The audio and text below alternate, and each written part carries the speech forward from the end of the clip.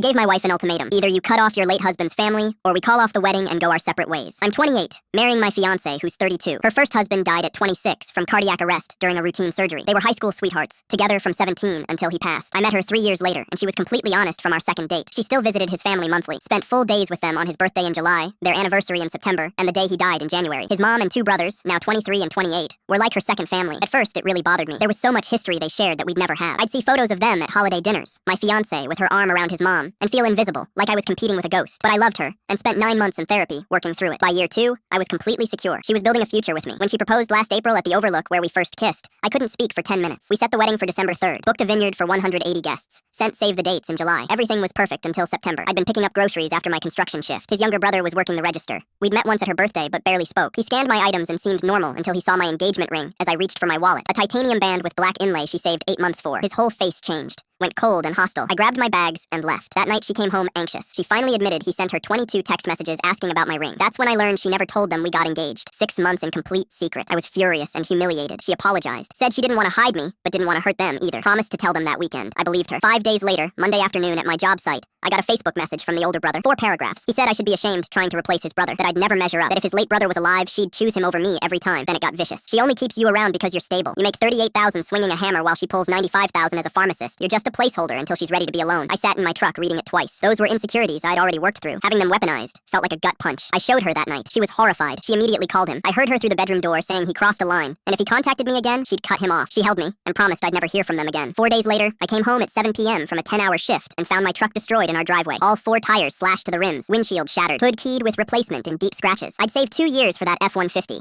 Put $52,000 down, only 9 months into payments. I called her, shaking. We filed a report. Our neighbor's doorbell camera caught footage, clear enough to show a black Tacoma at 3 a.m. license plate visible, the younger brother's truck. I'd seen it at her birthday in June. I told her, I'm filing charges. She begged me to wait. Let me talk to them first. I said no, but I'd hold off if they paid the $7,100 in damages and apologized in person. She set up a meeting Thursday at a coffee shop. I expected just the younger brother. Both brothers showed up with their mom. The younger one said I was overreacting. The older brother said I should walk away from their family, including my fiance. Their mom sat silent. She defended me, voice cracking, said it wasn't fair to expect her to grieve forever. The older brother yelled that she was disrespecting his brother's memory, that she never really loved him if she'd marry someone else. The younger one said they were fine with her dating, because they assumed she'd realize no one compared. Now that you're marrying him, we're ending this. He looked at her and said, tell him the truth. Tell him you'll never feel about him the way you felt about my brother. She broke down crying right there. I put my arm around her and walked her out. I told them, I'm pressing charges and suing. See you in court. We drove home in silence. Inside, I said, either they go or I do. Full no contact or we call off the wedding. She called his mom that night. His mom defended her sons. Said I was controlling and isolating her from people who love her. It's been 72 hours since my ultimatum. They're calling every few hours. The older brother texts that I manipulated her. The younger one says I'm using her for money. Now his aunt and cousins are sending worse messages. I'm not blocking anyone. I'm documenting everything for the restraining order. She still hasn't given me her answer.